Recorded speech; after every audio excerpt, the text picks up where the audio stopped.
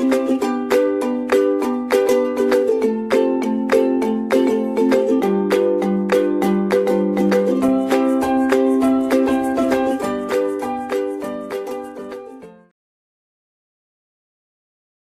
students, I am Vandana Gaur from GL Bajaj Institute of Management and Research, and today we will having a session on attitude. Attitude, we all have attitude. Now what is this attitude? If I say that my attitude is good, my attitude is bad, then how do we actually define that attitude? Where does this attitude reflects? Are attitude important in organizational behavior? Does attitude play an important role in the organization? Does attitude have an effect on the job performance? The answer to all these questions is yes. Attitude have a very important role to play in both, whether we talk about the personal life of an individual or the professional life. Because attitudes are something which reflects an individual's way of thinking. Attitude is a predisposition, that is, it's a condition which shows that, which states that how an individual will behave in a certain situation. It's a predisposition to respond in a positive or a negative way to something, anything which exists in the environment. It's a way how an individual feels about something. It can be a person, it can be a place, it can be a commodity or a situation or an idea, it can be anything. Because an individual, every individual in fact, has its own way of thinking. Every individual has a different way of perceiving the things that forms his or her attitude. It is a way of expressing an individual's positive and negative feelings. What an individual thinks about anything which exists in his or her environment defines his or her attitude. Characteristics of attitude. What are the features of attitude? When we say that it is a predisposition, it is a predisposition of an individual to behave in a certain way. Then how an individual behaves in a certain way? Through evaluating the objects in favorable or unfavorable manner. Suppose if an organization, an individual enters and that individual is very hastily entered into the organization, not properly dressed, the attitude toward that person will be different of different individuals. Some will perceive him as a low income class people, some will perceive him that he is a needy person. So, the way the people will perceive him, think about him, that will define their attitude towards that individual. So, it is a way of evaluating the things. How do you evaluate? Favorable or unfavorable manner? That defines the attitude. One. Second, attitudes are different from values. Now, values are something which are very broad in nature. Values are the beliefs which an individual carries on. with himself or herself. These values are the factors. These values determine the attitude of an individual, because these values are inculcated in an individual right from the very beginning of their life. And these values, they shape the attitude of an individual. They play an important part in shaping the attitude of an individual. But yes, attitudes are different from values. Attitude is a predisposition to respond to a certain set of facts. How to behave, how to respond to a certain set of facts, that again defines the attitude.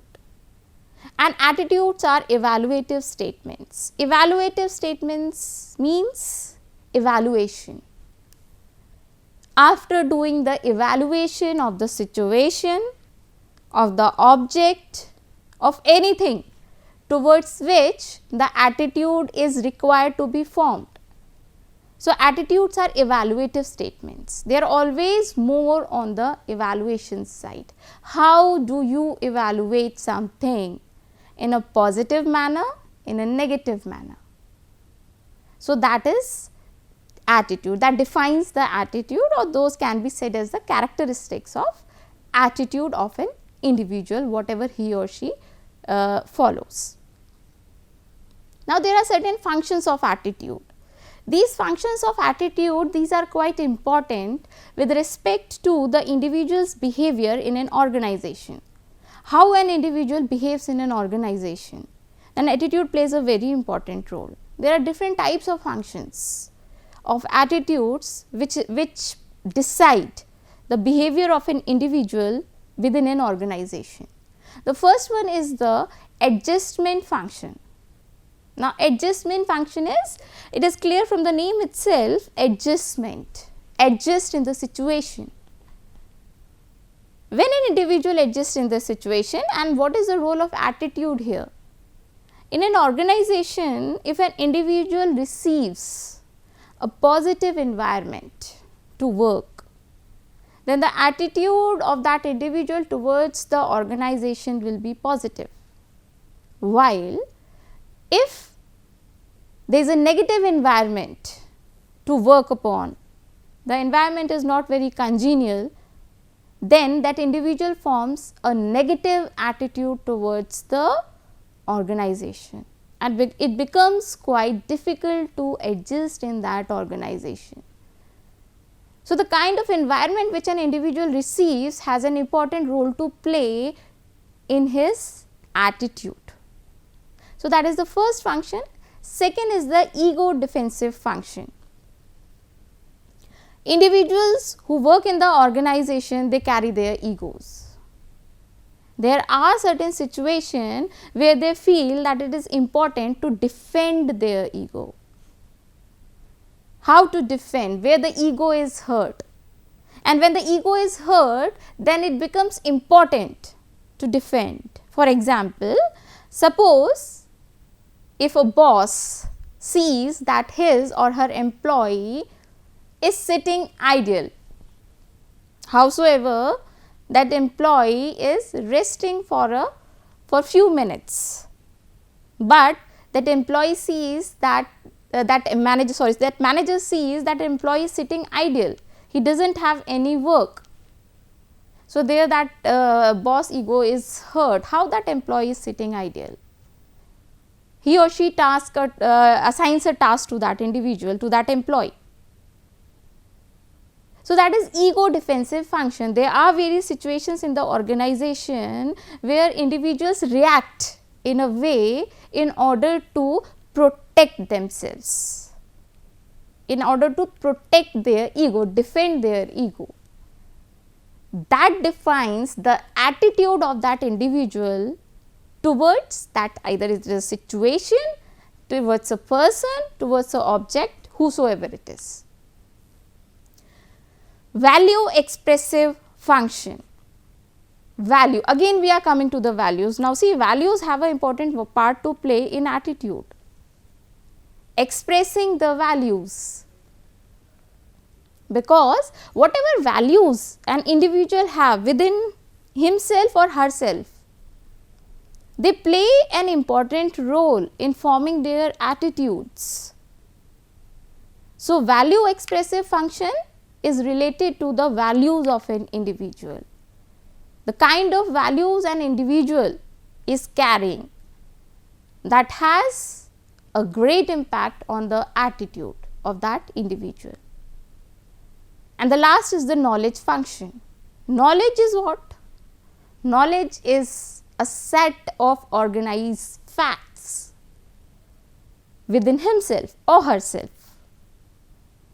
The knowledge of a subject, the knowledge of any specific task, these knowledge, they define that how an individual will act in a certain situation. Suppose if an individual does not have any knowledge about the behavior of the individuals, about the people working in the organization, like he or she is not able to understand the behavior aspect of the employees, then the more inclination will be towards the stereotype thinking, because there is no knowledge. So, knowledge is very important to form the attitude of an individual. So, these are the functions of attitude. Moving forward, the components of attitude. Now, when we talk about the components of attitude, that is what are the basic components of attitude, then mainly there are three types or three components of attitude: affective, cognitive and behavioral. We call it as the ABC model also. What is cognitive? We will start with the cognitive effect. Cognitive component is also known as the informational component, that is the attitude or the belief which is based on some information. The information which the individual has about the particular object. So, cognitive component is mainly about the informational component. That information which an individual is having already in the form of beliefs and values, ideas and opinions, they reflect a person's attitude towards that particular object.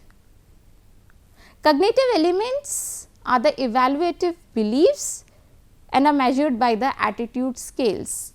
Now, attitude can be measured on different scales. So, cognitive elements, they are the evaluative beliefs. Why evaluative beliefs? Because as we said that evaluative is something which is based on some evaluation, and evaluation can only be done only when there is a certain knowledge on that particular fact, on that particular object, on that particular situation. So, the kind of information which an individual is carrying about a certain fact or a certain situation, that will have an effect on the attitude formation of that individual. Cognitive components, they set a stage for the affective component. They are the base for the second component, which we are saying as the affective component. Why a base? A base because when we talk about the affective component, then affective component is the emotional component.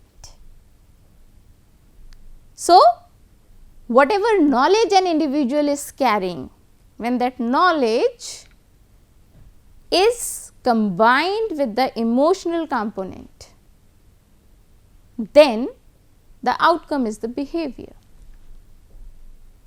Coming back to the cognitive component only, for example, a statement is there that discrimination is wrong.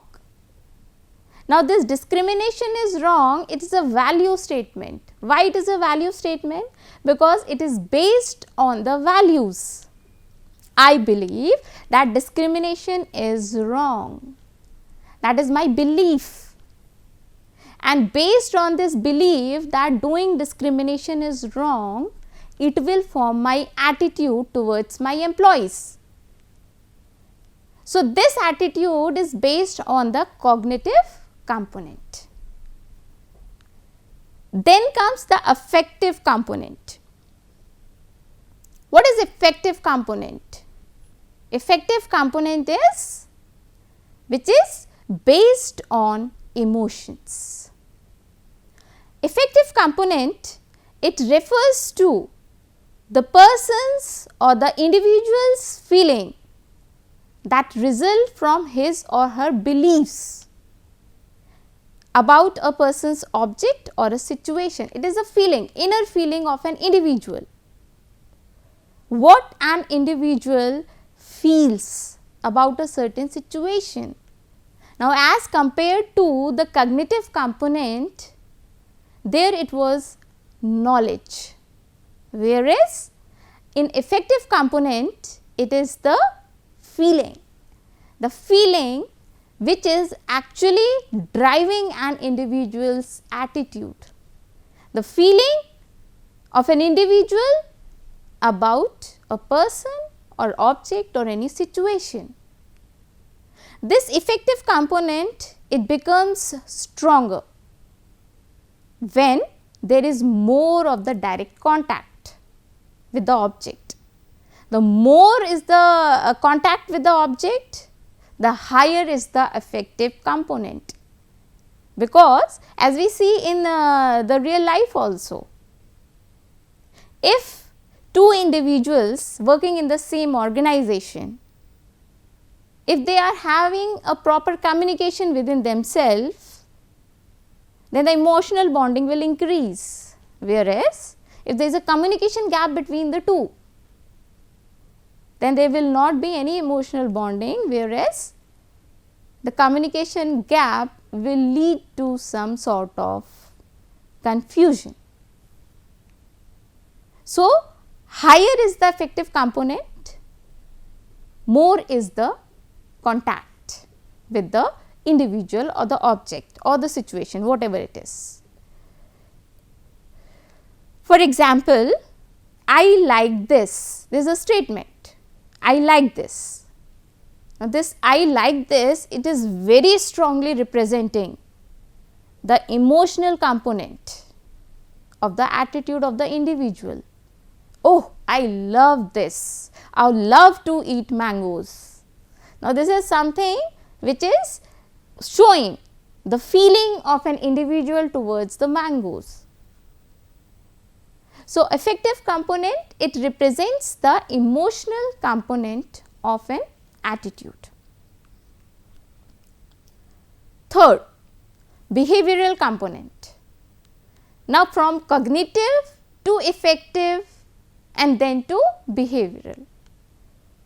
The combination of the cognitive component and the affective component results in the behavior of an individual. So, behavioral component is the tendency of a person to behave in a particular manner, how that particular individual will behave. It results as a result of the feelings about the focal person, object or situation. It is the individual behavior. It is the individual behavior. Talking about the affective component, there it was the feelings, but here it is the behavior, the outcome. That feelings they are converting into the outcome because of the feelings about the person or any object or any situation. For example, if there is a news in the organization that the company is about to merge, a merger process is about to start, then what effect it will have on the attitude of the employees working in the organization? Some will think it is better to leave the organization now because the new management will throw us out of the organization. Some will think no, we'll be with the organization because the new management is very good. They will retain the employees. So, listening about the news of the merger of the company, the behavioral intentions of the individuals are influenced according to the feeling what they are carrying out, what they are having by listening to the news of the merger. So, these are the three components of attitude, and all these three components taken together, they have an effect on the behavior, on the attitude of an individual, which results in the job performance of that particular individual, because the kind of attitude an individual carries, it plays a very important role in achieving the job performance in an effective manner, in doing the task in an effective manner. So, these were the components of attitude. Next, moving forward, types of attitude. Now, what are the types of attitude? Types of attitude, it basically talks about the attitude which are reflected or which are shown by the individuals, employees working in the organization. So, mainly three types of attitude are identified. The first one is the job satisfaction. What is job satisfaction?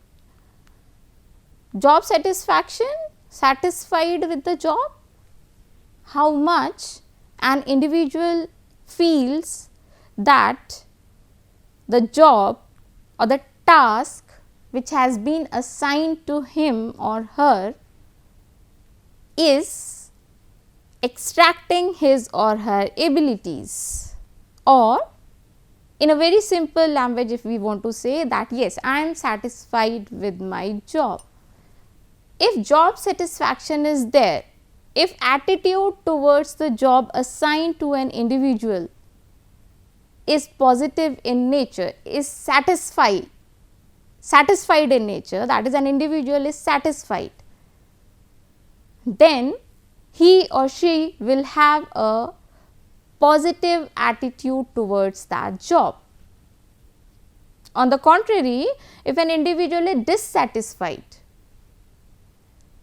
the kind of task assigned to him or her, the kind of duties given to him or her, the responsibilities assigned to him or her, if an individual is not dissatisfied, is not satisfied with them, that is a sense of dissatisfaction is there, then the attitude towards the job will be negative.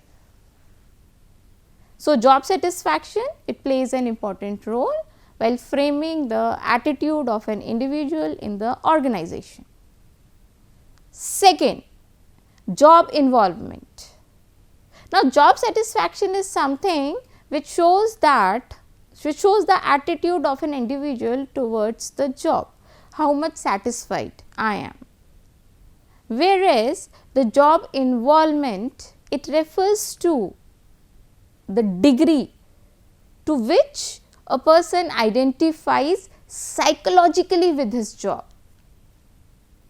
Now, when we say psychologically with his job, when an individual is satisfied with his or her job, only then the job involvement will be there. How well an employee does in his or her job, how much involved an employee is in his or her job, in what best possible manner an employee can do the job. That means, it is the perceived performance level. Perceived performance level means how an employee perceive himself or herself, that in what manner the job can, in the best possible manner, the job can be done by himself or herself, because the job involvement has a direct relationship with the self-worth of the individual. That individual, he correlates his prove his self-worth through his or her job involvement. So, that is job involvement. Next is the organizational commitment. Now, what is organizational commitment? How much committed an employee is towards his or her organization. Because commitment is something that if an individual is having a sense of commitment towards the organization, then the job involvement and the job satisfaction will be high. In fact, we go it vice versa, that if job satisfaction and job involvement are there, then there will be organizational commitment. So, organizational commitment is a state in which an employee identifies with a particular organization and its goals. That means, the organizational commitment, if an employee is committed to his or her organization, then they continuously, rigorously works for the organization, for the organizational goals, because commitment, it is a state of mind where an individual wants to work for the organization, wants to devote himself or herself to the organization. Job involvement and organizational commitment. What is the difference between these two? Job involvement is identifying with one's specific job, whereas the organizational commitment identifying with one's organization. So, organizational commitment is always related with the organization, that is committed to the organization, whereas job involvement is in identifying with the specific job, the job assigned to that individual. So, the individuals, they show different type of attitude in the organization, where it can be job satisfaction, job involvement and organizational commitment, and they basically show or they reflect these types of attitudes, they basically reflect the attitude of an individual within an organization. That is all in this session. Thank you very much.